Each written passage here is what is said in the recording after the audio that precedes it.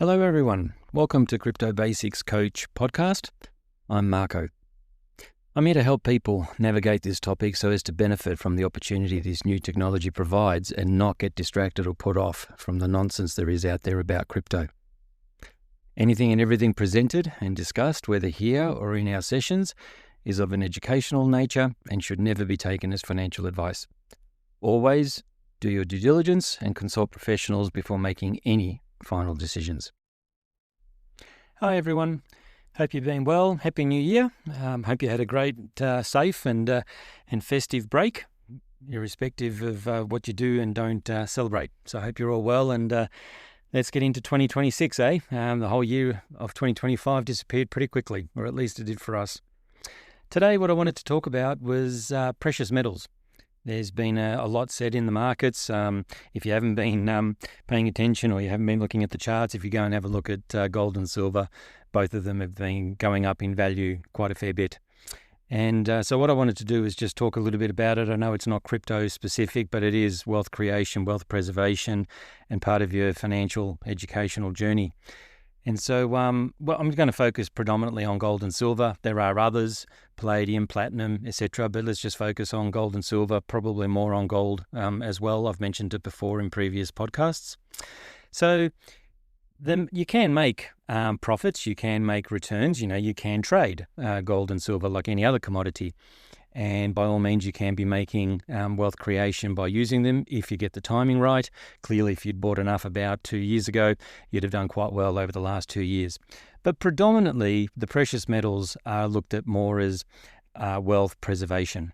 What that means is dealing in a fiat world, as we know, the dollar is getting devalued, savings are getting devalued, and typically what happens is that if you're holding the precious metals, your purchasing power, your wealth gets protected over time. And that's why very wealthy people typically have a portion of their portfolio in gold and silver. Okay, so think of it more as preservation than it is to be making profit and create wealth, although if you get the timing right, you most definitely can. So I was just going to talk a little bit about, so where do you get it? Because a few people have asked me that question. They may understand the theory, but they're like, okay, so where do I buy it? So one place you can go is a gold dealer. You'll have to look them up in your area where you live, but there are dealers that will sell gold and silver.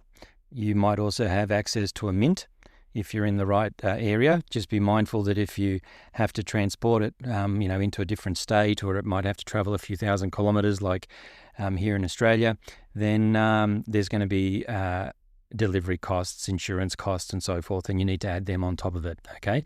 But ideally, you can go straight to the source. And the most important thing about this particular option is that you are getting the physical gold. It means you're in possession of it, okay? So there's no third-party risk.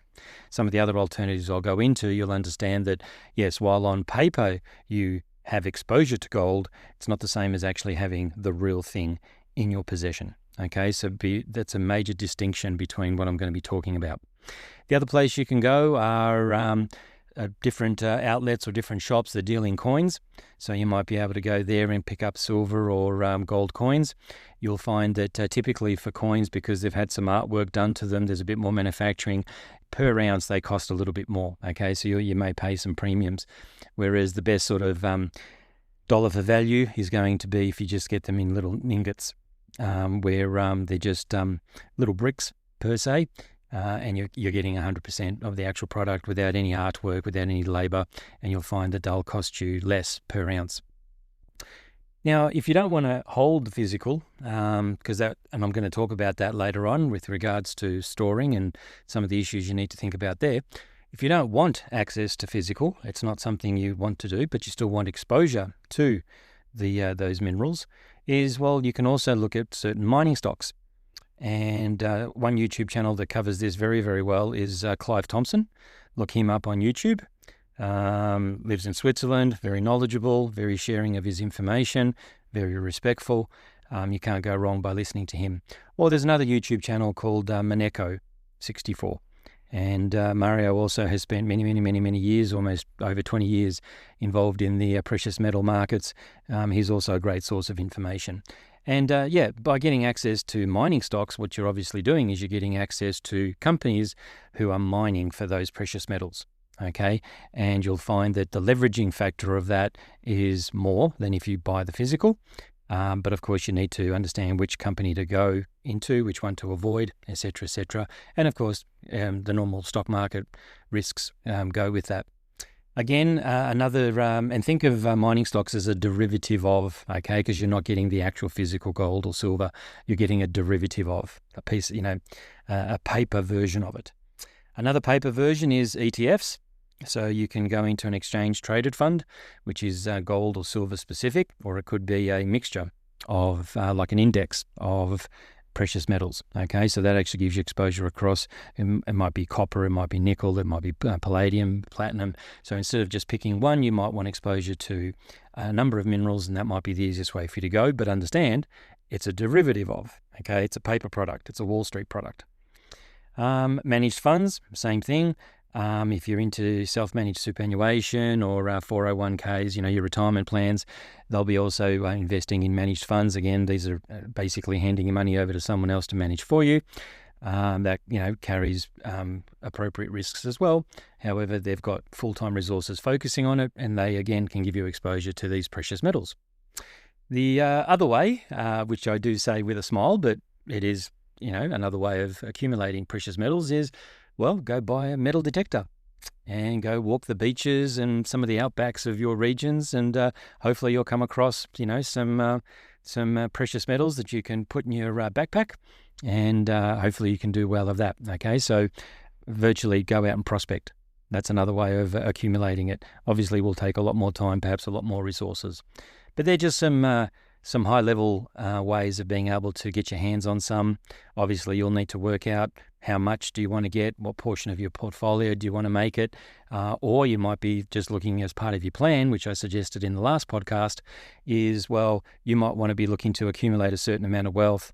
You've got your money dedicated at the moment, but once you start to get some rewards, once you start to get some returns, you might start to siphon off 5%, 10%, 15%, whatever you're comfortable with, into allocating towards precious metals. Now, the second part is, if you do get the physical, obviously if you're getting the paper version, not a problem. It'll be a portal. It'll be, some email, some access that you can do through your financial advisor, etc. But if you get the physical, you're going to have to consider storing. Okay, where are you going to store it? And the first thing I'll cover here is, if you are storing it, of course you don't have to. This is up to you, but obviously being prudent and part of your risk management is that you would want to get some form of insurance in case something goes wrong. Also, the storing costs. Okay, so you want to be considering those two costs on top of your actual purchases of precious metals. So, for instance, if you go to a specialized vaulting service, these are companies that all they do is they provide essentially a safe of all different sizes, depending what you need, but you will pay a yearly cost for having access to that safe, or security box, depending where you are, what you call it. And you're going to be paying also, again, based on whether you wish to, there'll be a portion of insurance that you can also purchase depending on what you're storing there. Okay, and with these specialized vaulting services, you can get shared vaulting services where essentially, think of it as a big safe and, your little bit is off to the corner. Okay, but you're essentially in a shared environment. Or you can get dedicated ones where, nope, you've got your own lock, your own key, and you can go in and out and access that box with privacy and so forth. Okay, so there are two types. The other thing you might consider, if you don't want to go down that path, is you might already have a relationship with a bank. It just so happens that that particular branch offers safety deposit boxes, or maybe there's one nearby.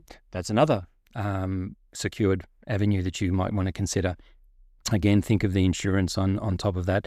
Normally the banks will just provide the box, but they're not interested in what's inside, and so they don't necessarily provide insurance for it.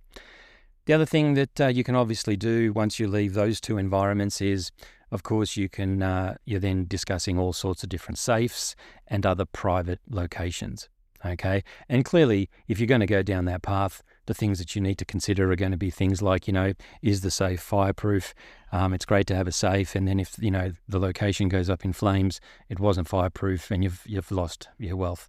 So if you're going to use safes or private vaults, you need to obviously consider all the things that go with it, the security, the access, the running costs, and, are they fire protected? Or you might have other private locations that you decide to store it in. But the point is that you're going to have to think about, okay, yes, I'd like to physical. I don't want the third-party risk. But now you need to understand that in holding it, you've got a responsibility to protect it.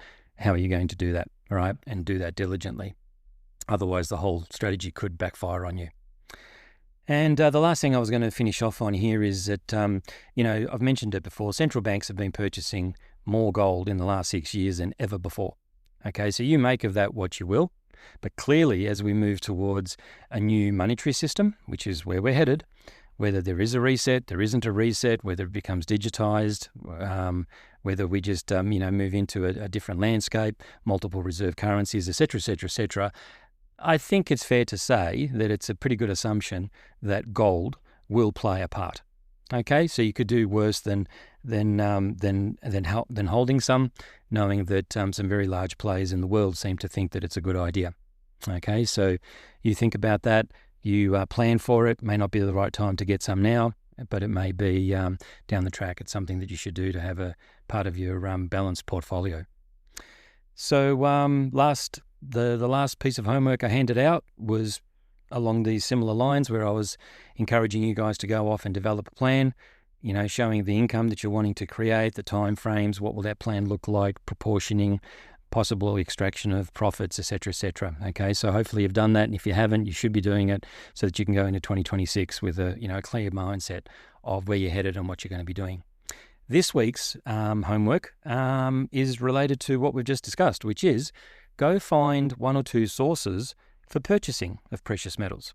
Okay, it doesn't mean that you're going to go necessarily and get some right now, but investigate and already have an idea of what options do you have? Where would you go? How much can you get? What sort of prices? Maybe even create an online account so that you can keep an eye on things. Okay, so go and find yourself a few sources for purchasing, whatever precious metal you're wanting to possibly get into, and at least square that away, again, as part of your overall plan. Hope you found that useful. As I said, looking forward to 2026. Hope we make a difference and hope you achieve your goals. Take care. Take it easy. If you found this information helpful and are interested in a more hand-holding approach while navigating this complex industry, please visit cryptobasicscoach.com, that's basics with an S, and book a session. The first 30-minute session is free, and we can get to know each other, talk about what your aims are, what you're looking to do, and how I might be able to possibly help. I've helped people get started, set up exchange accounts, wallets, DeFi platforms, and general knowledge. Look forward to speaking with you. Cheers.